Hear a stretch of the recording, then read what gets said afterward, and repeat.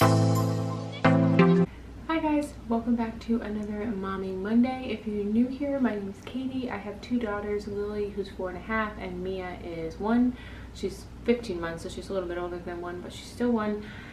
And today we are going to be talking about travel tips with children, 1 child, 2 children, a bunch of children. I specifically am going to be talking about road trips because we haven't been on a plane as a family yet. So the tips I have are for road trips, and the other girls who are also doing the Mommy Mondays, Mimi, Brandy, Madison, Amanda, and myself. I'm going to have all of their channels linked below, so please go check them out after you're done watching me and see what tips they have to offer you guys if you're traveling with children. So the first tip that I have is to leave at night.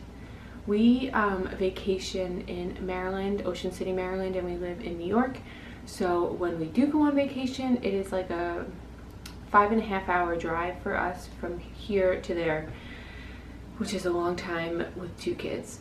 We haven't done it with both of them yet because the last time we went, I was still pregnant with Mia.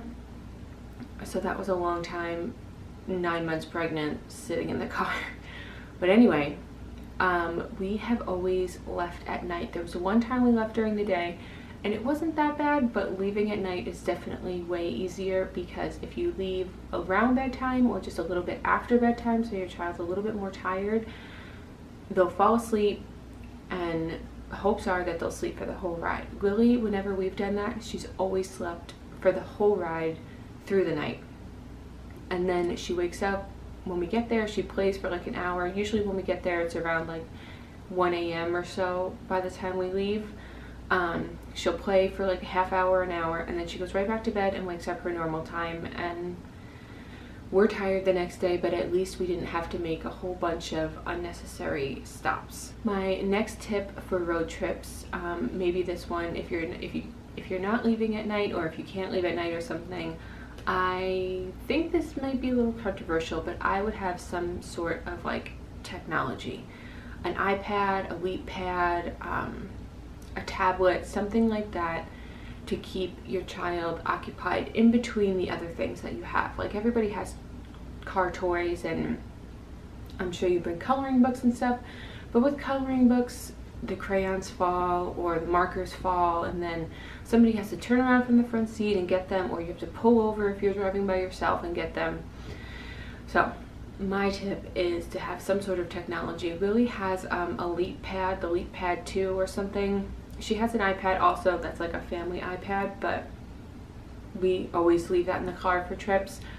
But between both of those things, she can be occupied for the longest time. And on the iPad, they do have a lot of educational games. We have ABC Mouse.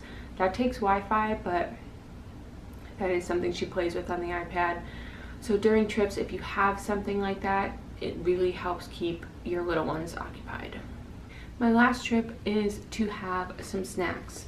I always have snacks in my bag.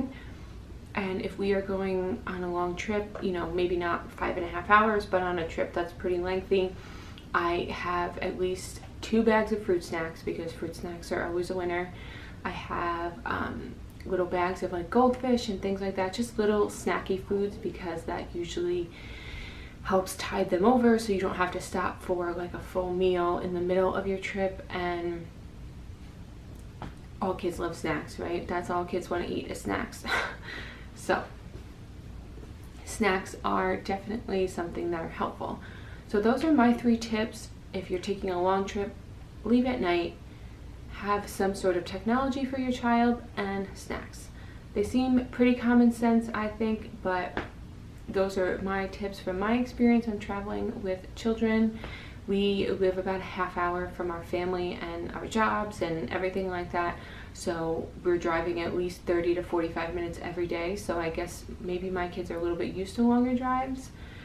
But those are tips that I always use, maybe not leaving at night because I don't leave for work in the middle of the night. But you know what I'm saying.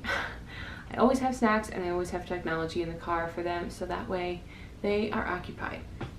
But anyway, thank you guys. If you came from the other girls channel to check mine out, please subscribe. I would love to have you here. and leave a comment below with your tips on traveling with kids. What do you guys do if you don't use the same things that I use? What do you do to keep your kids occupied in the car? And I guess that's it. Thank you guys so much for watching, and I'll see you guys next time. Bye!